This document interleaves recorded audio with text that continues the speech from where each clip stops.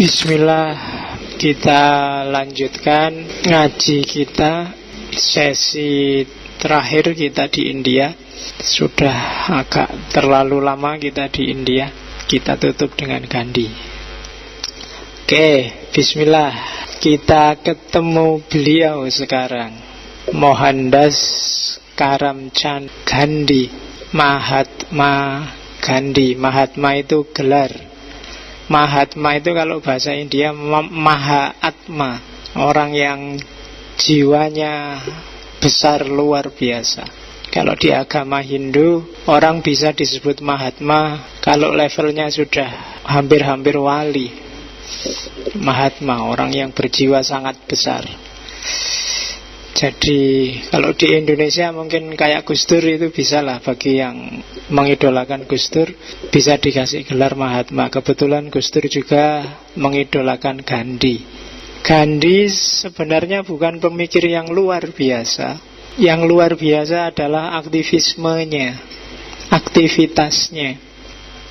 Oke, kita lihat sekarang apa sih ajaran-ajaran Hindu yang menginspirasi Gandhi, yang nanti terkenal di buku-buku dinisbatkan sebagai pikiran-pikirannya Gandhi. Ini kalian pasti pernah dengar, Satyagraha. Satya itu kebenaran, Satyagraha itu berarti hidup demi kebenaran. Graha itu kan kalau di Indonesia terus diterjemahkan jadi rumah. Jadi berarti apa? Kita harus tinggal dalam kebenaran. Satu-satunya parameter yang valid, yang bisa dan bahkan harus jadi landasan aktivitas berpikir, berbicara, berperilaku kita adalah kebenaran. Tidak boleh ada yang selain itu. Kebenaran sama dengan Tuhan, katanya Gandhi. Kalau kita hidup demi kebenaran, itu sama dengan hidup demi Tuhan. Kalau kita mengabdikan diri kita pada kebenaran, itu sama dengan mengabdikan diri kita pada Tuhan. Tidak usah tanya kebenaran itu apa, kamu sudah tahu.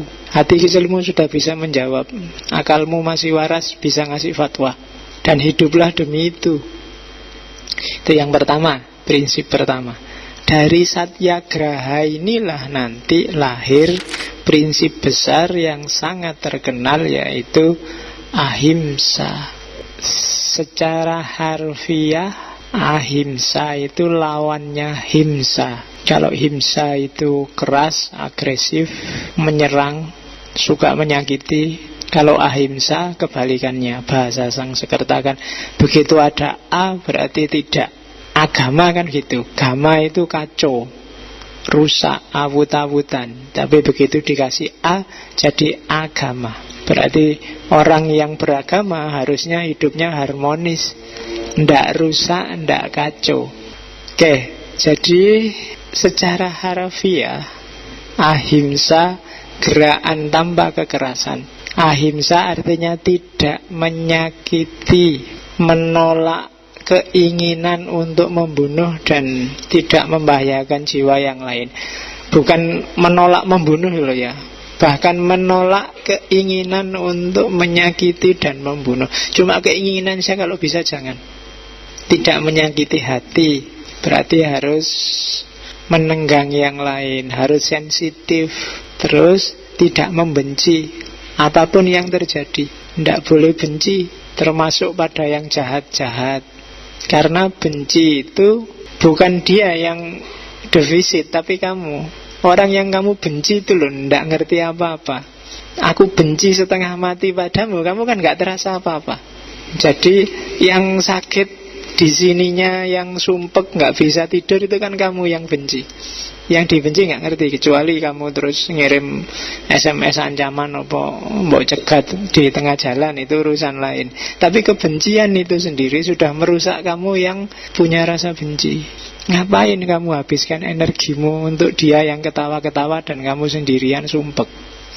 Terus tidak membuat marah, tidak nyari keuntungan sendiri dalam hubungan apapun dengan orang lain. Dan yang terakhir, tidak memperalat serta mengorbankan orang lain. Itu konsep ahimsa, anti kekerasan. Katanya Gandhi, ahimsa itu seperti dua sisi mata uang dengan satyagraha. Tidak mungkin orang bisa satyagraha kalau tidak ahimsa. Tidak mungkin orang bisa hidup dan memperjuangkan kebenaran kalau dia sendiri suka kekerasan. Jadi dia kayak saudara kembar, katanya Gandhi. Terus, dari mana sih ahimsa itu? Ahimsa ya dari Hindu sebenarnya, dari Upanishad. Kalau di Upanishad, manusia itu cenderung punya karakter konflik dan keras. Namanya ada satripu. Satripu itu ada 6 godaan, ada 6 ujian yang harus dihadapi oleh manusia. Yang pertama nafsu, yang kedua keserakahan, ambisi, yang ketiga amarah, yang keempat kemabuan, yang kelima kebimbangan, yang keenam iri. Batinmu itu tiap hari digoda oleh 6 hal ini. Dan 6 hal inilah sumbernya kekerasan dan konflik. Kalau setiap orang bisa mengatasi 6 ini, percayalah tidak ada konflik yang tidak selesai. Kalau nafsu tidak kamu jadikan raja, kamu nggak akan gegeran dengan orang lain.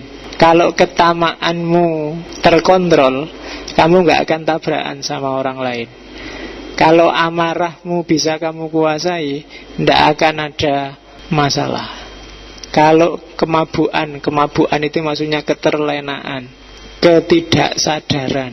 Kan sekarang banyak orang yang tidak sadar, melakukan sesuatu seolah-olah itu penting bagi dia tidak sadar bahwa itu tidak penting sama sekali. Kemabuan, keterlenaan, kamu nggak sadar. Kebimbangan, mikir itu bagus, terlalu banyak mikir, terlalu banyak pertimbangan untuk hal yang sudah jelas, yang lahir kebimbangan. Kayak kamu bangun malam, sholat malam itu bagus, tapi begitu bangun kamu mikir, enaknya sholat enggak ya, kok adem ya, kok turun mesti, ya kan? Untuk hal yang sudah jelas benar dan bagus, nggak usah terlalu banyak pertimbangan. Dan yang terakhir iri. Iri ini sangat manusiawi. Tidak ada orang yang tidak iri. Mungkin pada temannya, mungkin pada saudaranya. Ini yang membutakan kita, yang bikin kita kadang-kadang terus memilih kekerasan, yang menggelapkan pikiran. Menggelapkan pikiran kalau dalam bahasa India buta kala. Kalau di Indonesia kan buta kala terus jadi raksasa. Basa Jawane buta. Jadi ada sisi buta, ada sisi raksasa dalam diri kita. Dan dia akan bangkit kalau satripu ini, 6 godaan ini kita manjakan. Jangan salah, kamu punya potensi untuk merusak yang luar biasa.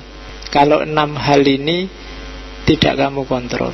Itu prinsip dasar ahimsa yang diambil dari Upanishad. Ini nanti yang menginspirasi Gandhi. Selanjutnya, apa sih aksioma-aksioma itu? Semacam asumsi yang jangan dibantah. Itu aksioma. Kalau dibantah ya teorinya hancur. Inilah aksioma-aksiomanya ahimsa. Kenapa orang harus ahimsa dan apa yang menyebabkan orang harus ahimsa? Yang pertama, ahimsa itu mensyaratkan pemurnian dan penyucian diri. Untuk bisa hidupmu anti kekerasan, untuk bisa hidupmu tidak suka dengan konflik, milih kedamaian dan harmoni, kamu harus bersih-bersih dulu. Selama masih banyak kotoran dalam dirimu, tidak bisa. Kamu masih ganas, masih ambisius, masih banyak rasa iri, masih banyak hasrat-hasrat yang terpendam. Tiba-tiba pengen ahimsa, ya bisa sih, cuma nanti pada saatnya akan hilang. Kayak buih, waktu semangat meletup, ahimsa pak saya, damai, saya tidak suka kekerasan saya. Mesti tidak suwe kalau tidak didahului dengan pembersihan diri. Oke, yang kedua, ahimsa itu tidak sekedar kemauanmu, tapi juga kemampuanmu dan kerelaanmu. Jadi nggak sekedar, Pak, saya mau anti kekerasan. Mampu ndak kamu dan rela nggak kamu? Anti kekerasan itu ndak gampang loh. Ada kerelaan, ada kemampuan. Keras lawan keras, maka siapa yang lebih keras dia yang menang. Disebut di prinsip aksioma yang ketiga, ahimsa pasti menang menghadapi kekerasan. Karena kekuatan ahimsa itu lebih besar daripada kekuatan kekerasan. Ini filsafat timur yang bisa ngomong. Kelembutan itu lebih unggul daripada kekerasan. Keras itu gampang patah, gampang pecah. Tapi kalau lembut enggak. Kalau lembut, lentur, tahan lama. Sabuk itu lentur, maka enggak gampang putus. Tapi gelas ini keras, maka dia kalau jatuh pecah. Orang yang keras pun hidupnya jauh lebih berat, lebih susah adaptasi. Tapi orang yang lentur, gampang adaptasi, hidupnya mungkin lebih panjang bahagianya, umurnya lebih dawa. Kelembutan mengalahkan kekerasan. Terus yang keempat, bahkan ini sebenarnya nggak urusan kalah mengalahkan. Kalau kamu ahimsa, kamu tidak akan ketemu kalah. Kenapa? Karena kamu tidak butuh menang-menangan. Orang yang tidak pingin kalah kan tidak bisa menang. Orang yang tidak pingin menang kan tidak bisa kalah. Kalah menang itu kan dalam perlombaan, kompetisi. Dan kompetisi itu kekerasan. Kalau orang yang tidak ikut kompetisi kan tidak ada kalah menang. Oke, itu ahimsa. Jadi jangan khawatir, kamu tidak bisa kalah kalau ahimsa. Kenapa? Ya karena kamu tidak akan ketemu kompetisi. Kemampuan paling dahsyat dari ahimsa adalah kamu tidak bisa ketemu musuh. Karena tidak bisa ketemu musuh, maka kamu tidak pernah kalah. Dan pendekar paling dahsyat itu kan pendekar yang bisa bikin dirinya tidak punya musuh. Bukan pendekar yang menang terus kalau perang. Tidak. Kalau kamu bisa memposisikan dirimu sampai tua besok tidak ketemu-ketemu musuh, semuanya teman, semuanya friend dan harmoni, berarti kamu pendekar yang luar biasa.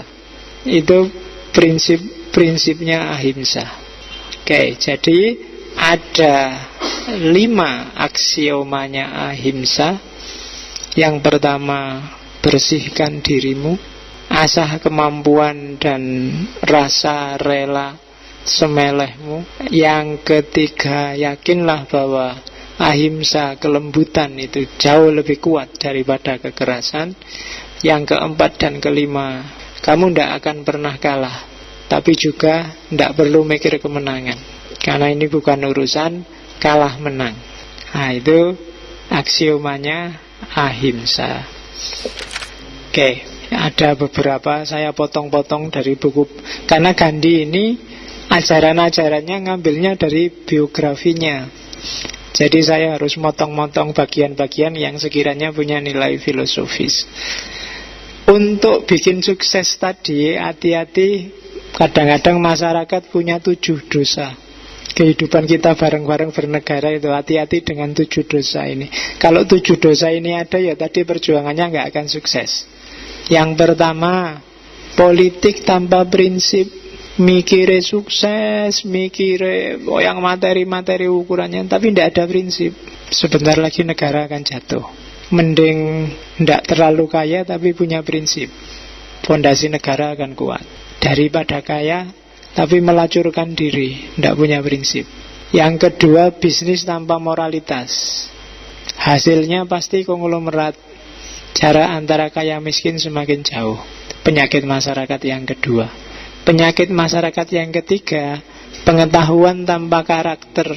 Ilmuwan yang tidak punya visi. Yang penting pinter, bikin proposal, dapat proyek. Ilmuwan, pengetahuan yang tanpa karakter. Bahaya ini. Hati-hati, dia akan jadi penyakit, jadi selilit dalam kehidupan berbangsa. Yang keempat, sains tanpa kemanusiaan. Pengembangan keilmuan tapi tidak peduli dengan humanitas. Yang penting maju, yang penting modern, Sing penting canggih, ndak peduli dengan kemanusiaan. Terus yang kelima, kaya tanpa kerja. Semakin banyak orang mikir bahwa dia bisa kaya tanpa kerja, semakin rusak negara.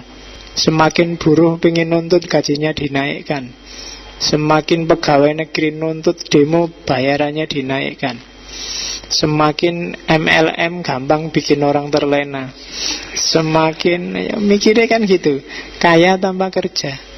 Yang keenam, pingin seneng-seneng tanpa nurani, sakarepe dhewe. Itu yang keenam, gak perlu dijelasin. Semakin banyak orang kayak gini, pingin seneng sakarepe dhewe, semakin rusak negara. Dan yang ketujuh, ketakwaan tanpa penyangkalan diri, tanpa introspeksi. Kelompok agamawan, para ulama yang tidak bisa introspeksi, selalu merasa dirinya benar terus. Hasilnya pasti kekerasan dan konflik.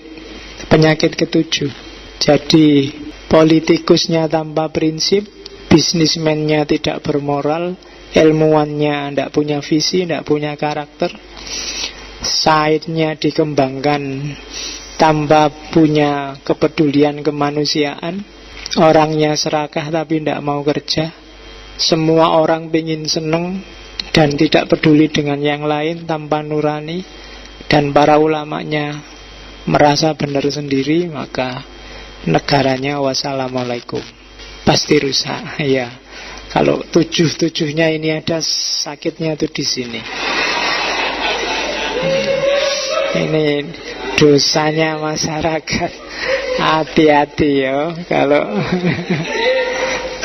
gimana Indonesia bisa maju kalau tujuh yang bikin sakit ini ada semua. Oke, masih ada nggak ya? Oh, ini terakhir. Cinta tidak pernah meminta, ia senantiasa memberi. Cinta membawa penderitaan, tapi tidak pernah mendendam, tak pernah balas dendam. Di mana ada cinta, di situ ada kehidupan. Manakala ada kebencian, maka dia akan membawa pada kemusnahan. Itu kalimatnya Gandhi. Maka hidup basisnya harus anti kekerasan. Karena anti kekerasan itu menunjukkan cinta yang selalu memberi, tidak pernah dendam, dan tidak pernah benci. Karena kebencian hanya membawa kehancuran. Bukan kehancuran yang dibenci, tapi pertama-tama adalah kehancuran yang membenci. Itu teori terakhir malam ini dari Gandhi. Silahkan dilanjutkan, direnungkan di rumah, diambil yang relevan. Syukur-syukur bisa dijalankan, biar nggak diketawain oleh Gandhi. Karena tanpa action nggak ada gunanya. Kamu capek-capek tiap malam ngaji, harus ada progresnya. Oke, alhamdulillah India selesai. Saya akhiri sekian. Wallahul muwafiq, wallahu a'lam bissawab, wal afu minkum. Wassalamualaikum warahmatullahi wabarakatuh.